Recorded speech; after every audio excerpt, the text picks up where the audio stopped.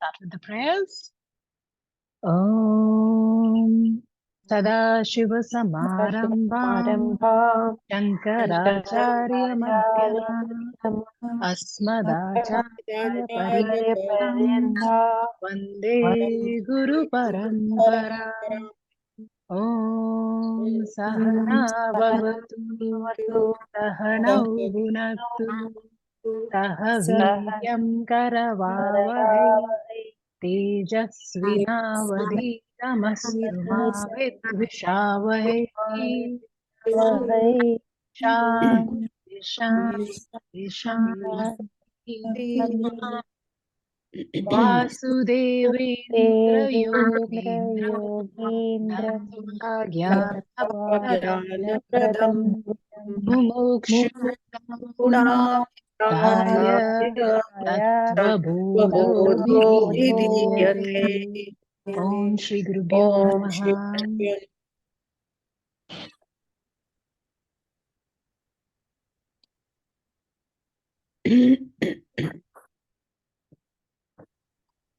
Welcome back. Can you hear me well? Yes. Okay, great. We're trying some new earphones. So we entered the topic of Samashti Vichara, the study of the macrocosm. It was similar to the Vishti. We found that there was a mixture of Atma and Anatma there, the consciousness principle and the inert principle. At the cosmic level, what we called Atma and Atma at the Vyashti level was being referred to as Brahman and Maya. The name is different, but the essence is still the same. So whether I say Brahman or Atman, I'm just talking of you, the eternal, all-pervading and unchanging. Just like Karna Shariram is at the, or an Atma at the Vyashti level, the unmanifest form of the universe we saw exists as Maya. Before manifestation of universe, it is in equilibrium as Maya Shakti, and when the equilibrium is disturbed, the process of manifestation of the universe starts. We saw that Maya is made up of the three gunas, like three strands of a braid, which account for the faculties experienced by all living beings. Tattva, the knowing faculty; Rajas, the doing faculty or the responding faculty; and Tamas, the resting faculty. While these are observed in living beings, these three gunas exist in everything which is there in nature, including all inert things. It's just that there is no Sukshma Shariram there, hence the consciousness is not reflected and we cannot perceive these. So we talked of the three gunas and how spiritual practice consists of practices to increase the composition of sattva in our mind. We said that consciousness is best reflected in a sattvic mind because sattva gives clarity through which we can discern, concentrate, and learn. Rajas gives us desire, which makes us chase the false notion of seeking happiness from the world. And tamas, we have ignorance, which veils our real nature and weakens our perception. Gunas also means that which binds. So while we work to improve the sattva, we have to at the same time be aware that it doesn't become something which will bind us. Even sattva can bind you.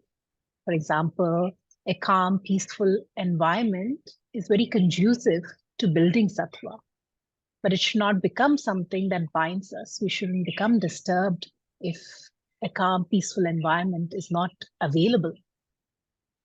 We should aim to build a pure sattva, that of a detached form. Such a sattvic mind does not condemn rajas or tamas, but understands their value in the scheme of things. So we said we aim to build more sattva in the mind because this better reflects consciousness in the mind. Mind is the instrument which will be used to transcend itself. You may be working very hard at your sadhana, And it will be fruitful finally when you realize that all this was Maya. Thinking you need to do sadhana is also Maya, because you always were Brahman. However, this is Vidya Maya, and it is useful till such time you achieve sufficient chitta shuddhi or for that jnanam to take root. Because Vidya Maya will manifest as Viveka, Vairagya, and all these other qualities that we talked about, and hence it is useful. Avidya Maya, on the other hand, manifests as greed, aversion, attachment, and there it also traps us in samsara. Anything you experience is only Maya. Even if you have a beautiful transcendental experience in your meditation, it is still Maya. But the way out of Maya is through Maya.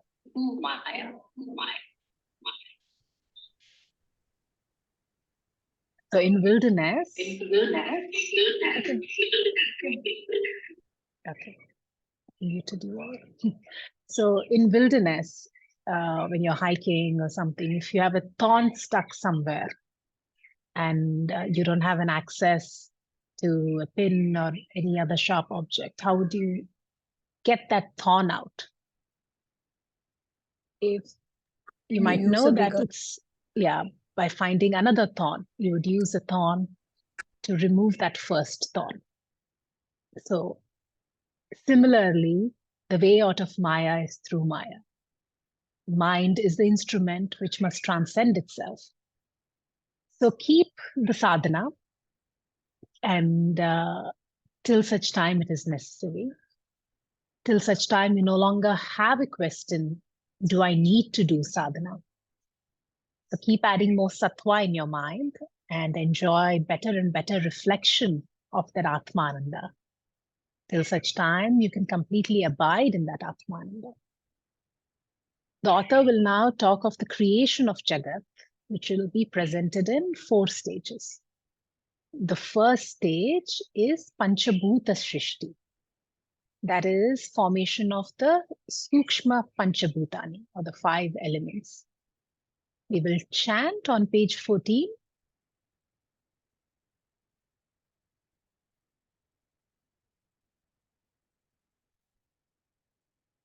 Also, I think someone is listening on their speaker, which is might be reflecting back. If you realize it's you, maybe you can mute yourself. Okay? So rest can unmute and chant. Tataha Akasha Sambhutaha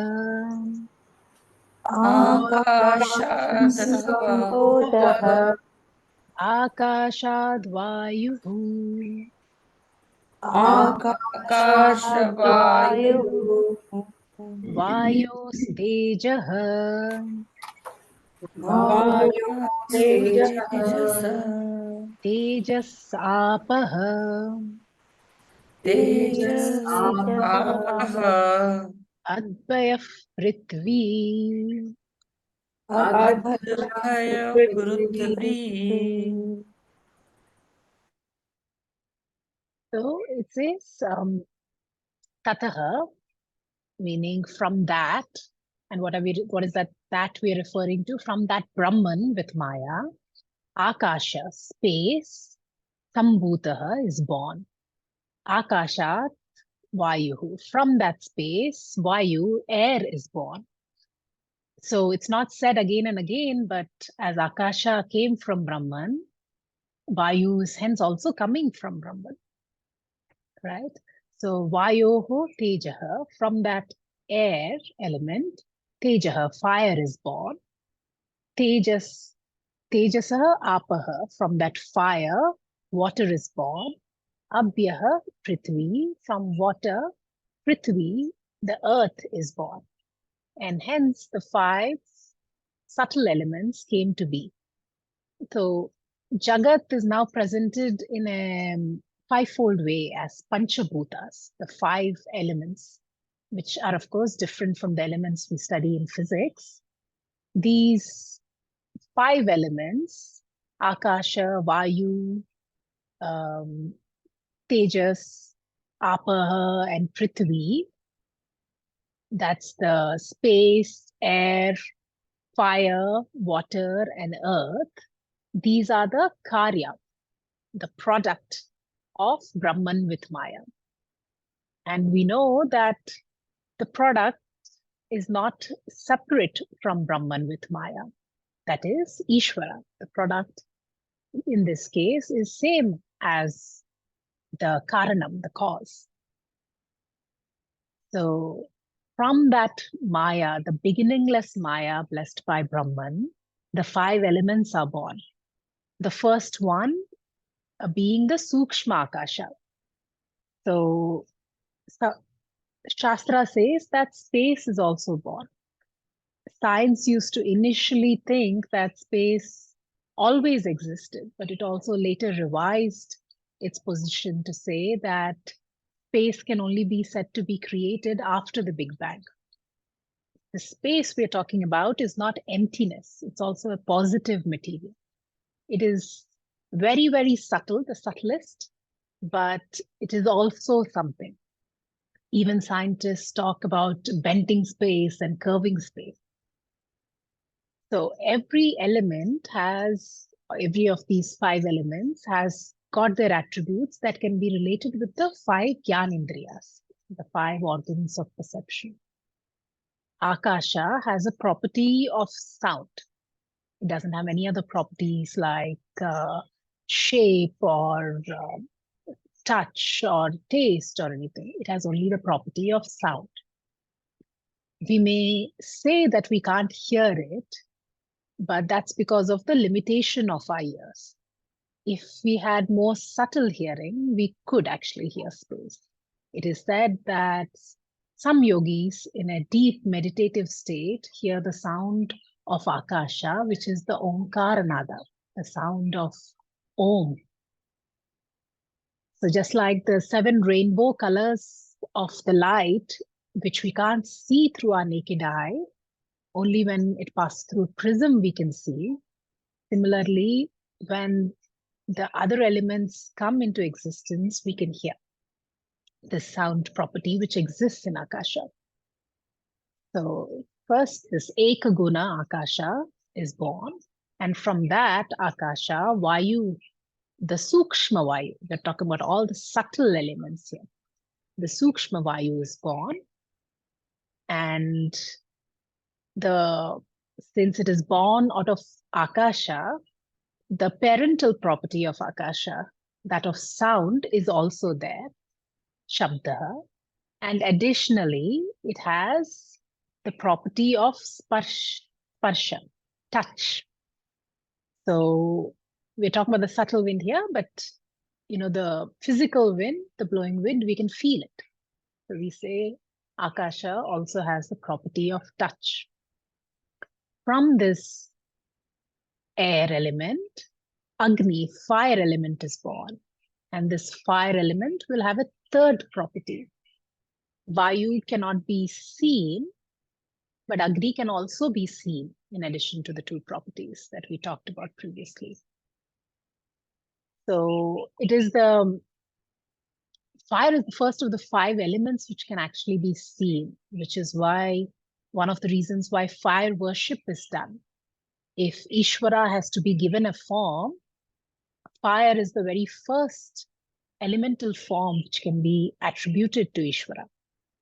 So to invoke any deity, one can light a lamp and say, I invoke this Devata in this lamp. This kind of Deep Puja is very common in Tamil Nadu and Kerala.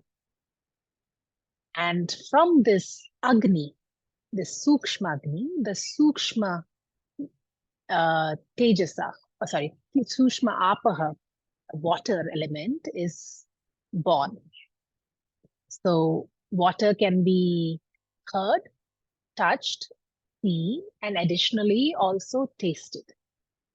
It is a very unique, tasteless taste, right? But the taste is there. And from this water, Prithvi, the earth element, is born, Bhumi. So, and this has all the 5 gunas. It also has additionally the last guna of gandha, smell.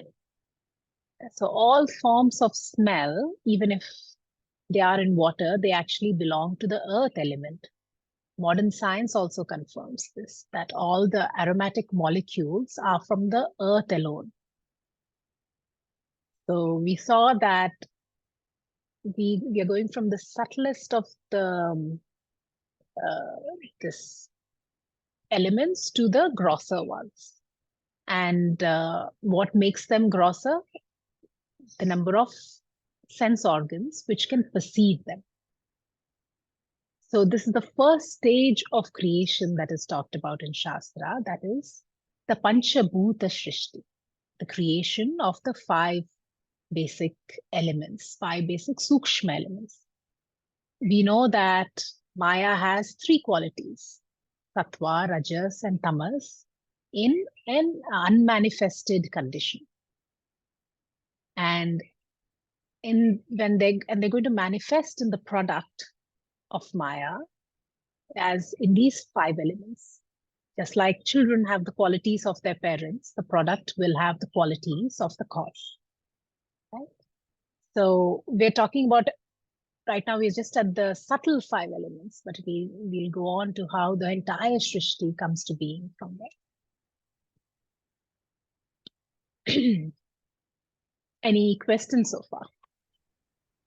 So from the Brahman along with Maya gives rise to these 5. Correct.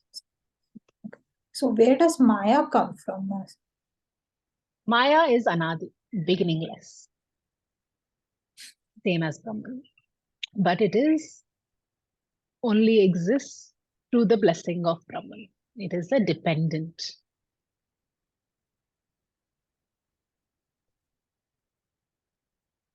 That we have to always remember that both Brahman and Maya are Anadi, beginningless.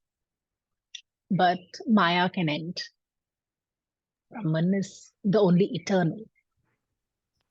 I have a question, please, if I may. Sure, if it's related to this section. Absolutely. You spoke about Maya being the expression of Brahman, and Maya and Brahman are the same. I mean, Maya has got Brahman. Am I understanding it correctly? Maya is, it's like saying the pot is the same as clay. Right. Yeah. I understand that. I understand that paradox. So my question to this was that if we are looking at Maya and we are looking at Brahman, and they are like, of the same element, okay, the same source, for example. So what is this journey that we keep talking about of, going beyond Maya? Isn't it simply that we need to learn to accept Maya as Brahman and be at peace with that? To put it very simply. That could be one way of saying it. You remember the levels of reality? Not really. Okay. So yeah, then we will take this after class because we explained that. But basically we are Brahman, when we say Maya, it belongs to a lower level of reality. All right. So, okay. But and it's at the absolute level of reality, there is only Brahman. yes, so we'll but take then this Maya after will still class, be mostly absolutely. because I know you missed some of the earlier classes. So absolutely, no, I understand that. But even at the highest reality, Maya would still be part of Brahman. I mean, it cannot be separated from it. I mean, we may not, we may choose not to perceive it. So I was just I would wondering. request you to let's continue this after class because I want to continue. All right, absolutely. Thank you. Because I'll have to refer to some concepts that you missed previously. No worries. I'll go through the videos. Right. Thank you. So the second stage of evolution is the formation of the Sukshma Bhautikani. That is, from the subtle 5 elements, various subtle bodies are born. This is the second stage of evolution. So from the sattvic aspect of the 5 elements comes the subtle 5 sense organs. Right? We already saw how these subtle 5 elements can be perceived by the sense organs. So, and from the, so let's read that first on towards the end of your page 14. Etesham panchatattvanam एतेषां Panchatattva madhye Madhye akashasthatvikamshat Akashasthvikamshat Shotrendriya Sambhutam. Shrotriya Sambodham.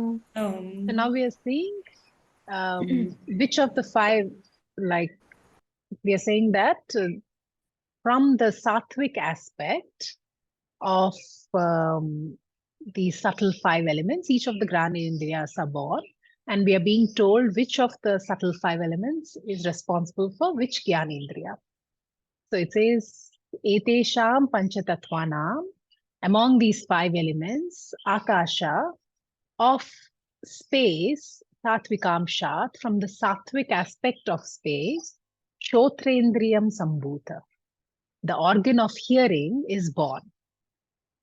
So why ears? We already discussed how Akasha has the unique property of Shabda, sound. And hence the product of Akasha will recognize the sound of Akasha. Which organ is born of whichever element, that organ perceives the special property of that element. So we're talking about the subtle element and the subtle Bhautikani. So this, we're talking about the sense organs belonging to your Sukshma Sharira. So not the earlobe and this physical ear you see, but the power of the hearing is what is being talked about. Similarly, others are born. We can chant all these on page 15. Vayoho Sattvikam Shat.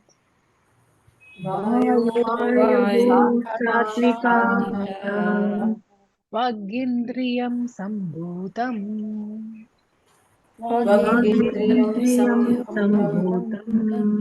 Agni Sattvikam Shat.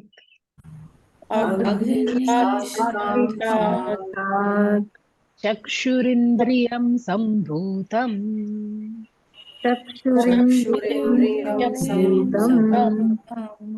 Jalasya Sattvikam Shat.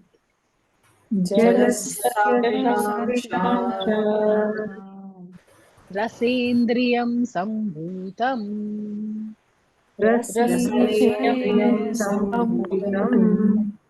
Prithivya Sattvikam Shat. Prithviya Sattvikam Granendriyam Sambhutam.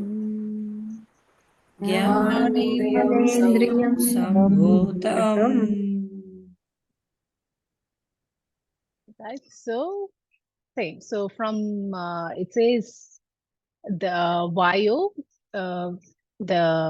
from the sattvic aspect of Vayu, of the sattvic aspect of the air element, Swagindriyam, the organ of touch, comes to be. From the sattvic aspect of the fire element, the organ of sight comes to be. From the sattvic aspect of the water element, the organ of taste comes to be. And from the sattvic aspect of the earth element, the organ of smell comes to be. So each has additional properties compared to the previous one, which came to be. And so we talked about each of the subtle elements being responsible for the creation of one subtle sense organ, right? And these, the samashti sattvic aspect also creates something. It creates, now we're talking about the creation and the nature of the mind.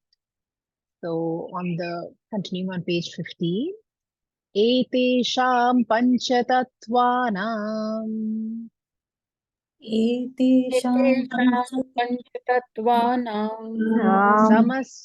samashti sattvikamshat समष्टि सात्विकांशात् mano buddhyahankara chittantakaranani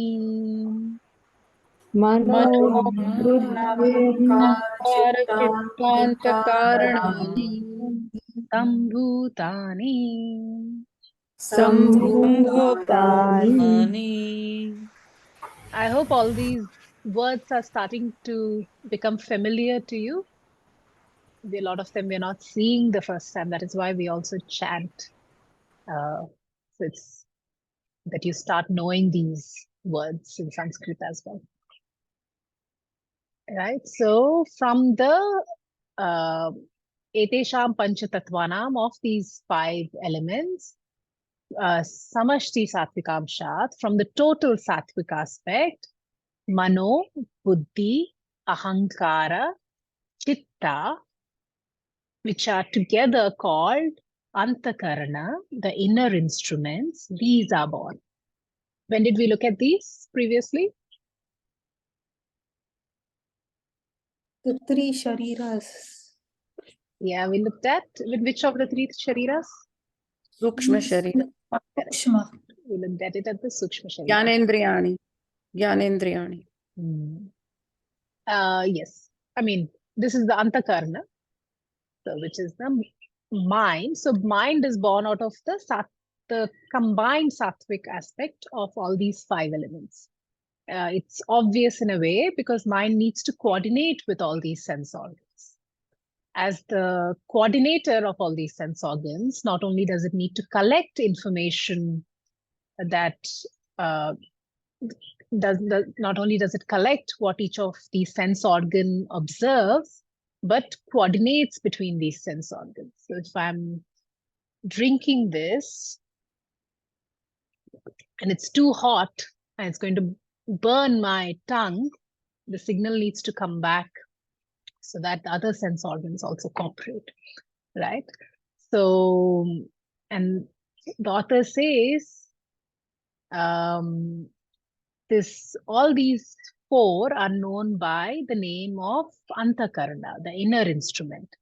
Like, these are just functional names. So there is just one Antakarana, one inner instrument, and it's known by 4 functional names, same as a person might be known as different names of a mother, daughter, an employee, and so on. So the author now is explaining what is the function of each of these Antakarana. We looked at it previously, but it's coming in the text also now. Sankalpa Vikalpa Atmakam Manaha संकल्पविकल्पात्मकमनः Nishchayatmika Buddhihi निश्चयत्मा बुद्धिः Aham Karta Ahankaraha अहङ्कर्ता अहङ्कार Chittantakrita Chittatma, Chittantakrita Chittam चित्तं Manaso Devata Chandramaha देवता चन्द्रमा Buddhehe Brahma बुद्धेः Brahma Ahankarasya Rudraha अहङ्कारस्य Chittasya Vasudevaha. चित्तस्य वासुदेवः Yes. So these are actually good definitions for you to memorize also and remember, so you will find it useful later on in your study. What exactly is manaha? Sankalpa Vikalpa ka manaha. So sankalpa vikalpa means the oscillating, the wavering function of the mind, right? And what is buddhi? Is nishchayatmika buddhi, the deciding faculty. That's when you know, like for sure, like I see, say, a plant, and I say, is this a real plant or a plastic plant, right? The mind is oscillating. Yes, that's a real plant. That is the function of buddhi. So sankalpa vikalpa, it's the same mind, but when it takes the decision, it's nishchayatmika buddhi. It's the intellect. That's a function of the intellect. The mind will go, do I sleep in some more, or do I come to Vedanta class today? Do I quit this job I don't like, or do I continue? Do I take this road or that one? All this wavering oscillation is the nature of the mind. So coming to a decision will be buddhi. This deliberate inquiry that all of you are undertaking right now, or the inquiry into who am I, this is a function of your buddhi.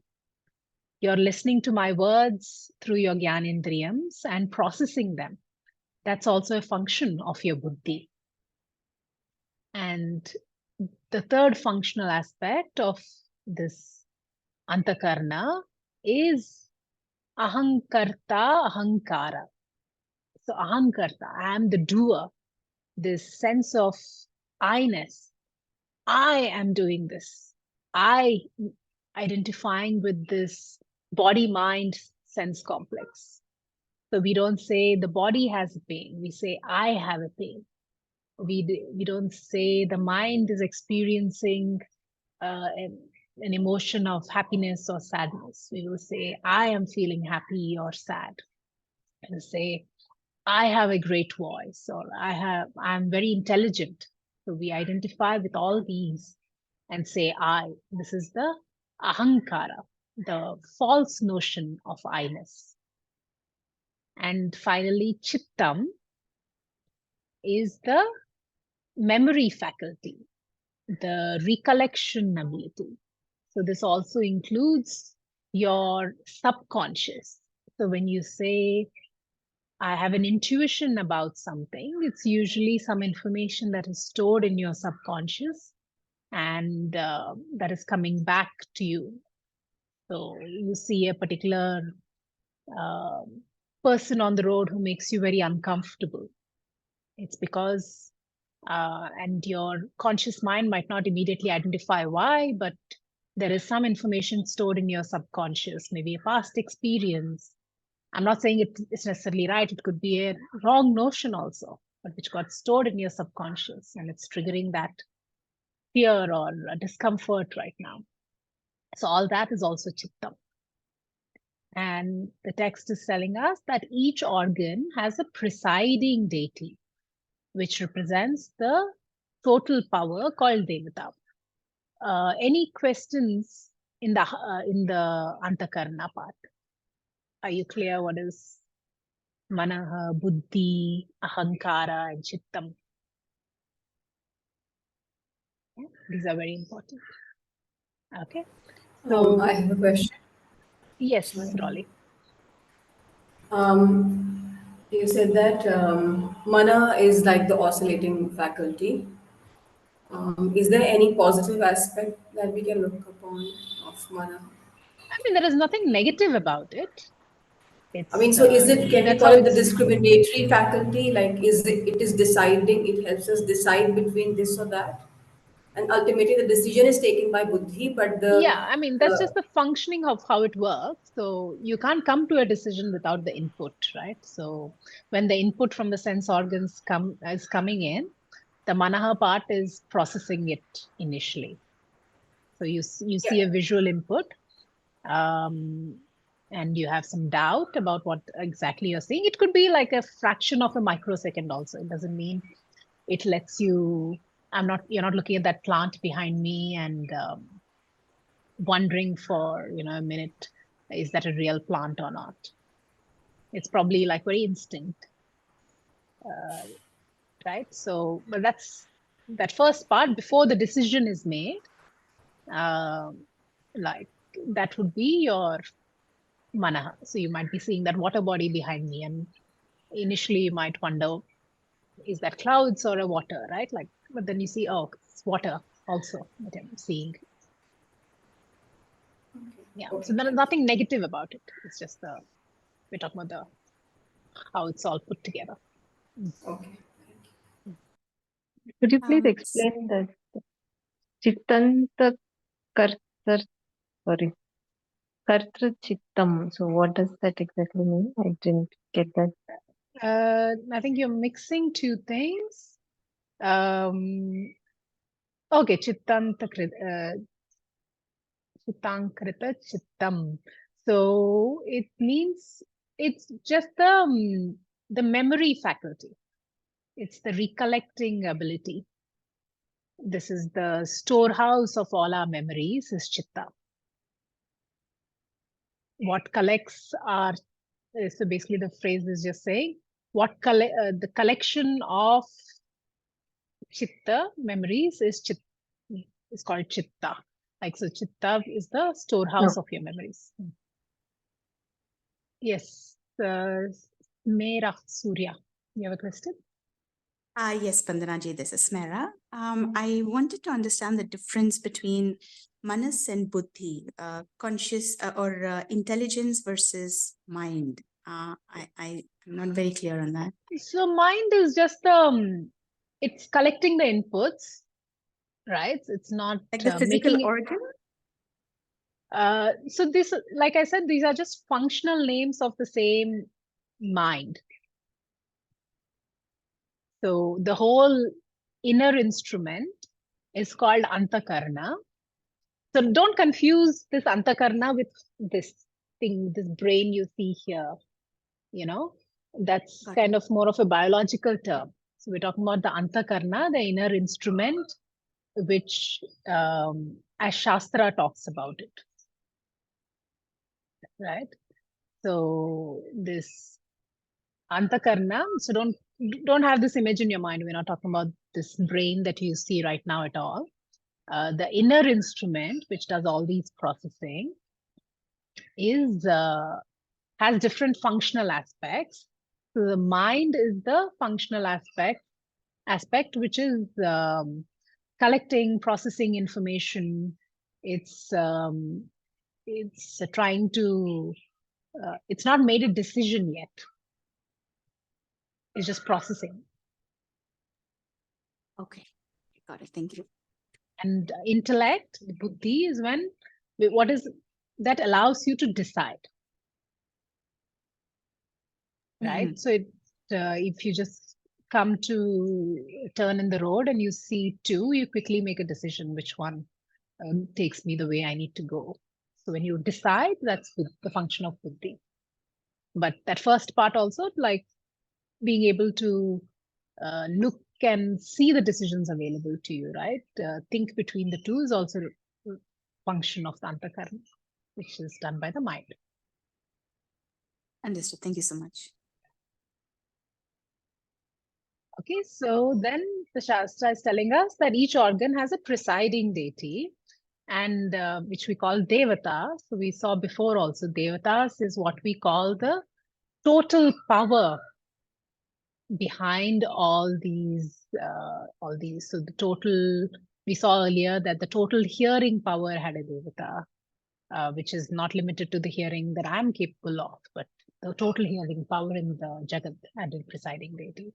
So here now it's being said, Manaso Devata Chandrama. So the presiding deity of the mind is the moon. So we can see, I don't know how many of you have observed that the moon does impact our mind.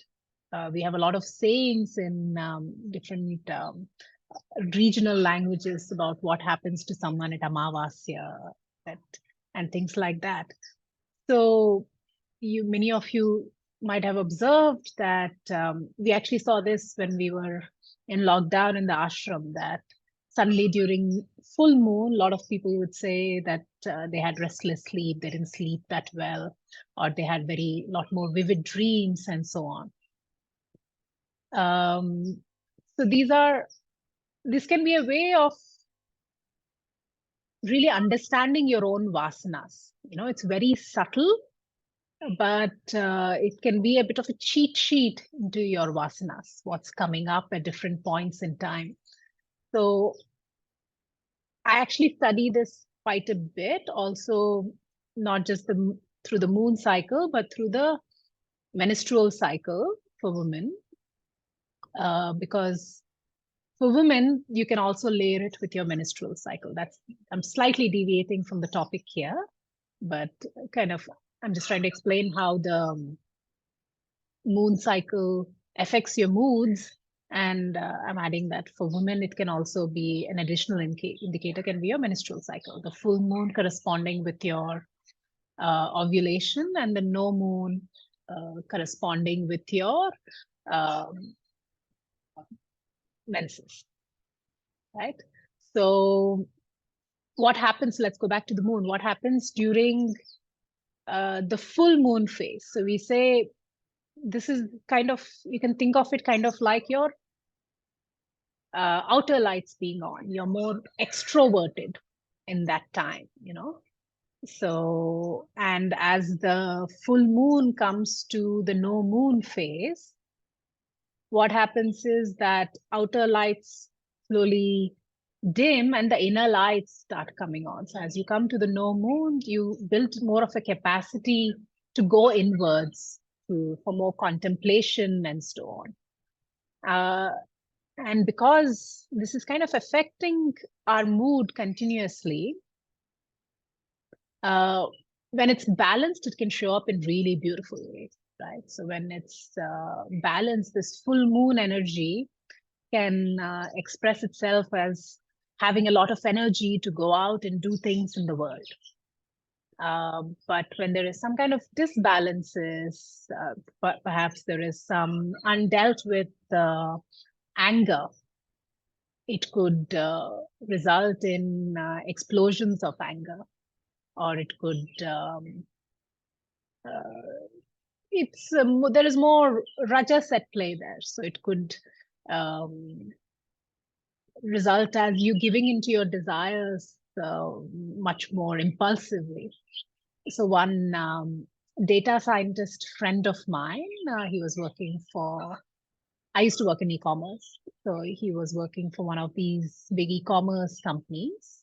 And in e-commerce, we were always trying to figure out different trends, when are people buying things, when are our most orders coming in. So as marketers, we want to take advantage of that. So we had a lot of concepts like, people might be buying more on their salary day. Maybe there is less money towards the end of the month, things like that. But with the calendar year, he couldn't find any positive, like any big correlations. So he's also into yoga. So he charted the trends with the moon cycle. And he found that the maximum cancellations were coming from orders placed around full moon. So which meant that people were making more impulsive purchases on full moon and then later regretting it. So they were canceling those purchases. Right? So this is so don't take it too, like a predetermined thing. Take it more like a cheat sheet to see, so observe yourself with the moon cycle or the menstrual cycle and see what's happening to your own, what vasanas are coming up at this different phases. It's very interesting. So yes, so the presiding deity of the mind is the moon. And all this was a bit of a diversion. Yeah, it's not really in the text or Vedanta per se, but I just thought it was interesting, so I shared. Then the presiding deity of Buddhi, intellect, is Brahma. That is not Brahman, Lord Brahmaji, married to Saraswati ji. Lord Brahma ji has the 4 heads representing the 4 Vedas. So among the Trinity, Brahmaji presides over the buddhi because it's the creative faculty. And the presiding deity of Ahankara is Shiva. So Shiva presides over the ego because Ahankara is the cause of destruction. Ego, Ahankara is the cause of all the problems. This problem of samsara, this identification, this wrong identification with the body, mind, sense complex is the cause of your samsara. So, and then Chitta has the presiding deity is Vishnu. So Vishnu, Lord Vishnu presides over the protection of the memory. So we talk about all these devatas in Shastra because understanding this, you can also see that you're connected to the whole. You're not an isolated being. When you hear something, you're connected to the whole. When you smell something, you're connected to the whole. Whatever you do, you're connected to the whole. From the Vyashti Sattva, from the micro Sattva, the 5 elements were born. And from the Samashti Sattva, the 4 instruments of Antakarana were born. So we dealt with what comes from the Sattvic aspect. Now the text will go on to explain what comes from the Rajasic and Tamasic aspect. Before this, any question? Is Rudra same as Lord Shiva? What is Yes. the difference? Yeah, There's no it's another name for Lord Shiva.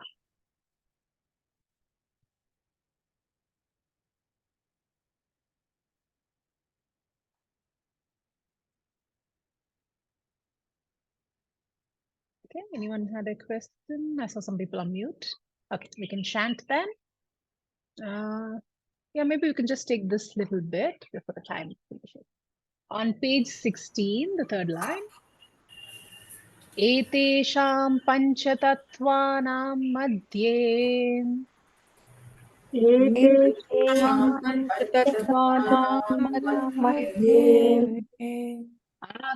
akashasrajasam shad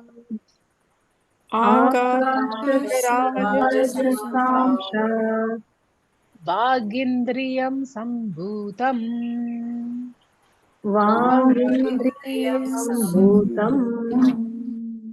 vayoho rajasam shad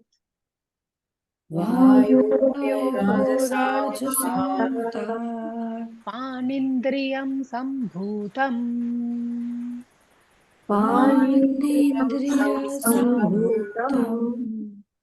vahne rajasam shad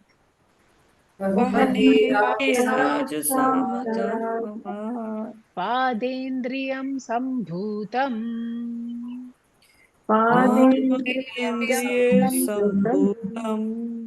jalasya rajasam shad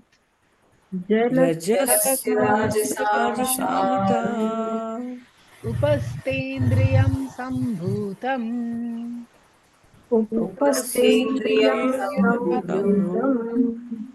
prithivya rajasam shad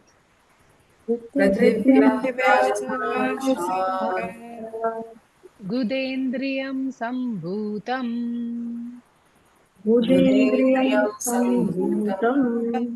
etesham samashti rajasam shad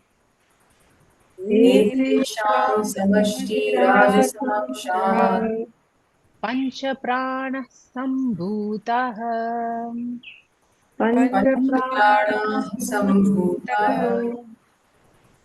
So we saw that Rajas represents activity, right? So hence it seems obvious that from the Rajasic aspects of the 5 Sukshma elements, the Sukshma Karmendriyas are born.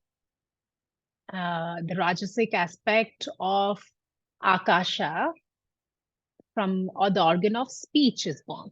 From the Rajasic aspect of Vayu, air, the organ of grasping that we call hands are born, not the physical hands, the power behind that. From the Rajasic aspects of Vahini, fire, the organ of locomotion that we call legs are born. From the Rajasic aspect of Jalam, water, Upastha Indriyam, the organ of procreation is born. And from Prithvi, earth, Gudendriya, the organ of excretion is born. In some versions of the text, the last two are sometimes interchanged, but we need not worry about it too much. So, and the author says from the Samashti Rajoguna, the total aspects of the Rajoguna, the prana is born. So that is the energy for the all kinds of activities that is required behind all the karmendriyas. So Panchaprana also we looked at previously when we looked at the Sukshma Shariram. I hope you remember that it consists of prana, respiration, apana, excretion, vyana, circulation, samana, digestion, udana, the emergency evacuation and reversing system, right? So from the subtle 5 elements, Rajasic aspect, the 5 karmendriyas are born, and from the total Rajasic aspect, the Panchaprana is born. So in summary, we saw the 5 Gyanendriyas, the 4 Antakaranam, right? And the 5 Karmendriyas and 5 Pranas. So that is 19 organs born out of the 5 elements. These constitute the Sukshma Shariram. The earlier in Tattva Bodha, the author had mentioned only 17, but now all 19 are mentioned. So the original 5 elements plus these 19, I hope you're keeping up with the math, is 24. So what was 24? The Chaturvimshati Tattvam that we spoke about very, very long ago in the last class, if you remember. So we said creation, Jagat, is equal to Chaturvimshati Tattvam, 24. So that's what this 24 actually refers to. That's the 24 Tattvas, which means Jagat. So with this, we complete the second stage of evolution, where the subtle 5 bodies produce the, subtle 5 elements produced the various subtle 5 bodies, various subtle bodies. Next, we still have a couple of more stages, and we will talk about how this tangible world that we talk about has come to being. Right, so as we don't have too much time, perhaps I will end the class here and take some questions. So is anyone feeling, why are we studying all this? No, no, definitely not. Okay. Just the question that, so we're talking about Brahman along with Maya creating a human as such, with all the faculties. We're talking about the entire creation, not just the jiva, but everything you see, the world, everything. We're talking about the entire creation right now. Entire right creation, now, it has that the 5 sukshma, the concept of hearing, the subtle nature of. Yes, so right now we've not reached the tangible world yet. So this table I'm touching and everything is not being talked about yet. So we talk about the sukshma, the sukshma shariram has been talked about. It covers the entire cosmos. Yes, we will. That covers the entire cosmos. So we talk about the sukshma aspect of the entire cosmos also. So all this is, if you remember the last class, right? We talked about what is the upadana karanam. Remember? What was upadana karanam? The material cause. So we said any object that you see, any intelligent objects that you see in creation has a efficient cause and a material cause, right? So the pot has an efficient cause, the potter, and also has the material cause, the clay. But when you look at Jagat, and you say, or this entire creation, which includes you and me, and we say Ishvara created Jagat, created, what material did he have? He didn't have any material other than himself. So Ishvara created this Jagat out of himself. So that's what the mechanics of which we are diving into more right now. This is for us to appreciate that everything that we see is Ishvara alone. And how it's also for us to appreciate how we are part of the whole. So we all have this individual mind, which does a certain function, and the presiding deity of that mind is the moon, which represents the collective power behind all the minds in this universe, the infinite power behind all the minds and more. So we're seeing an appreciation of that, and a lot of the things we are studying about, it will come in different places in Shastra while you're studying. So it kind of, I asked that question if anyone's feeling why are we studying this, because some of you might, but you will see that it all kind of ties back later, and it's useful for your complete understanding of Vedanta. A lot of these concepts will also be used in Ayurveda and things like that for figuring out how this body works. And Eastern medicine, Ayurveda, often they don't treat individual things. They look at the entire functioning of all this prana and how it's how it's connected to everything. All these aspects are addressed. Yes, Rolly, you have a question. Yes, hi, thank you. Samiraji, I have two questions. One was earlier, one I just, since you mentioned that the Ishvara created everything out of himself. Mm-hmm. So as per Tattva Bodha, Brahman is the creator. Brahman with Maya, yes. So we have now come to say, now we are talking about creation. So like where did this desire of create, like how did it started? Like did I miss that aspect? No. Because no. So how did it That's start? Like that's the one unanswerable question in Vedanta. okay. There's several guesses. You can say, I had a desire to be many.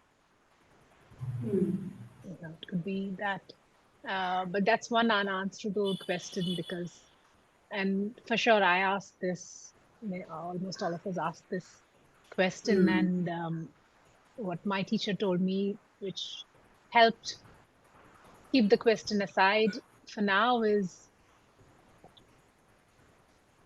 how can you question and hope to understand because of which you're able to question?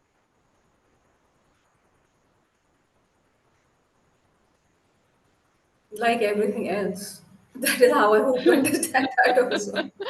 So yeah, unfortunately, I mean, that I is one understand because unanswerable question. But yeah, yeah, maybe by the end of this, like every scripture has their own point of view of how it started. Like Sankhya has its own explanation of how Purusha and Prakriti got entangled. So I thought that Vedanta also has its own theory of how it started. So that's why. yeah, there are multiple. I mean, there are few theories, but there is no definitive answer to that question. But it's Okay. just like, when you wake up from your dream every morning, you don't really question why was I dreaming, or why did this? Yeah.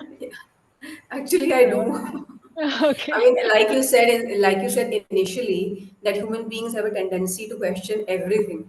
So Mhm. not like just like as you had this question, because this seems to be the beginning of everything. So I think this becomes the most important question then, at Huh. least in my mind. Right. I But mean, it's okay. this is just I mean, one thing we'll have to accept. It just is. yeah. I mean, so I'm fine with that, and Yeah. hopefully, I don't know, but I hope that I will get You an answer. probably Like, are not fine with it yet, but you will be. yeah. The other question that I had was about the karmendriyas. So there Mhm. was a definitive logic of how the gyanendriyas, for example, why fire is the element that created the eyes or the sense of seeing. Mhm. So is there a similar kind of a definitive logic for why fire created something? Yeah, because I mean, similarly, like Akasha, from Akasha, organ of speech is born. What was the from the sattvic aspect, the organ of um, what was the quality of Akasha? It was that of sound, No, no, sattvic aspect I understand, but from the right? So Rajoguna, similarly, from Rajoguna, speech. What is speech? Is again sound. The quality of speech is again sound. so So it's mouth still has connected. created. Yeah.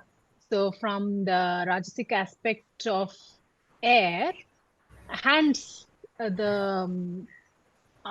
hands is born, right?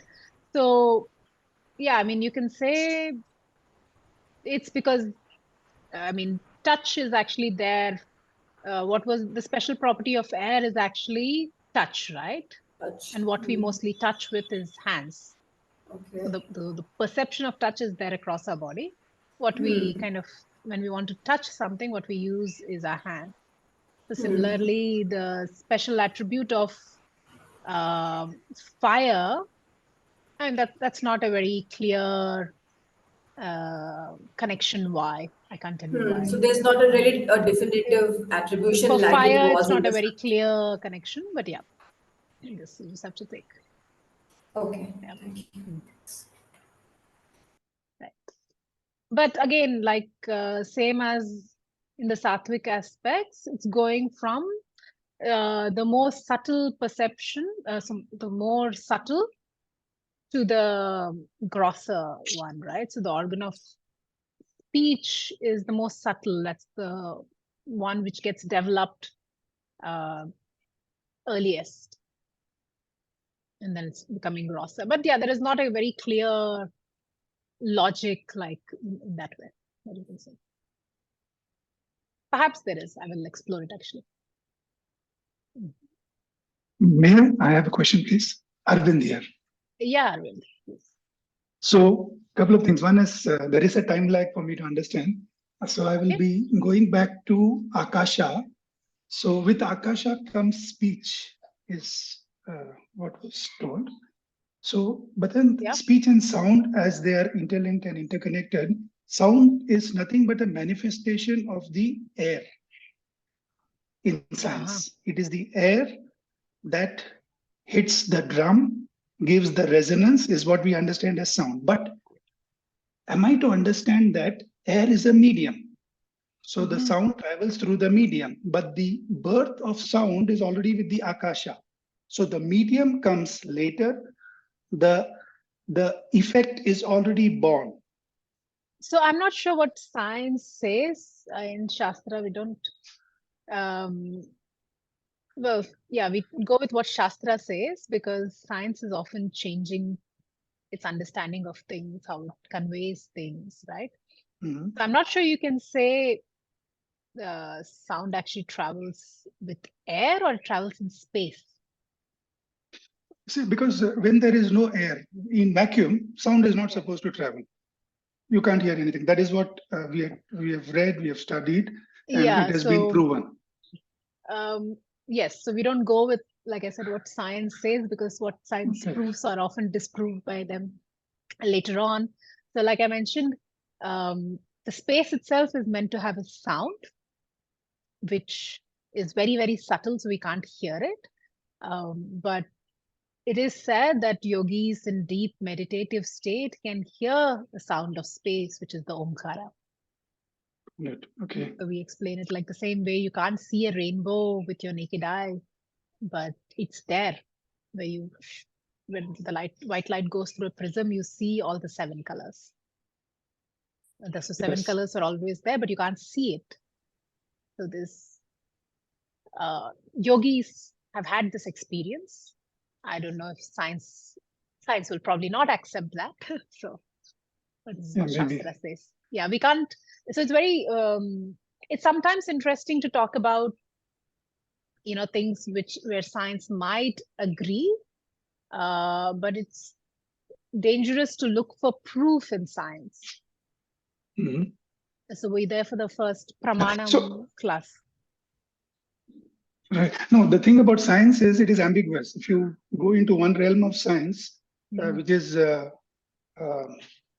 what shall I say, quantum physics, it is very ambiguous. There isn't explanation in science. So for me, when I study, when I learn, I try to relate and see if, for example, cause and effect. As science understands, cause is the one that has an effect.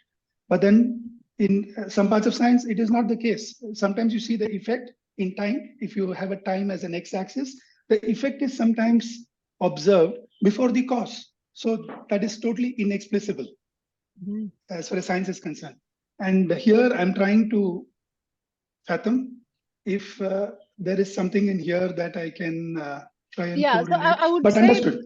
Refer back to the Pramanam class and be very careful to look for proof from science, because Pramanam by definition means it is self-valid by itself, right? So I can say this scarf is green because my eyes tell me it's green. Yeah. Right? I cannot taste and prove it's green. I can't smell and prove it's green because I'm relying on the pramanam of my eyesight to prove to tell me that it's green. Yes. So it's self-valid by itself. So similarly, Shastra as pramanam is self-valid by itself. So it doesn't need to be proved by anything else. Yes. So that's the Shraddha which comes in. But yes, we say science will not be able to disprove anything Shastra says. Right. Okay. So And to the question of sometime back we had this question about why and it was explained that no, that has just to be taken because that is a question which is very difficult to answer. In this, what I feel is faith. Not that it's difficult to answer. Shastra doesn't provide us an answer for it. Yeah, but you will find that almost everyone had this question, and by the time you kind of reach the Upanishad stage or a few years, most people drop that question. It's no longer important. Yeah, so because I ask myself all the time, because I have a belief that faith precedes reason. And I ask myself all the time whether this is how it is supposed to be. And okay, this helped me. Thank you. Yeah. So anyway, we're not asking anyone to drop this question or any question. Can I say something? Yeah. Go ahead. So just going back to this Akasha thing, that Akasha is associated with sound. So I think that is perfectly fine because it's not vacuum. Akasha doesn't mean that it's vacuum. It's just space. Right. Yes. And so it's consistent with sound, and sound waves can travel. Yeah. So that's why we also stick to the Sanskrit words, right? Because yeah, I mean, I don't know how you translate vacuum exactly in Sanskrit. So we're talking about, anyway, the 5 elements we're talking about won't really match with the 5 elements as we understand them in physics.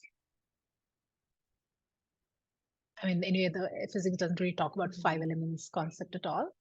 But yeah, Would it be fair to say instead of trying to prove, the Vedas and all of that with science, I think trying to understand science in a different sense through the Vedas would be the right way to go. I wouldn't, not science in the modern sense when I say science as described right now, but just the nature of things by itself, trying to understand that. So, no, you have to either take, were you there for Pramanam's class?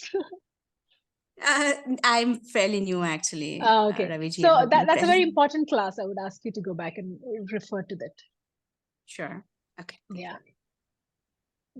That will, because I talked about for an hour about Pramanams there.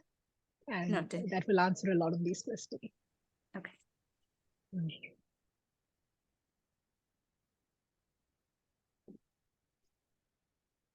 Any other questions? Okay.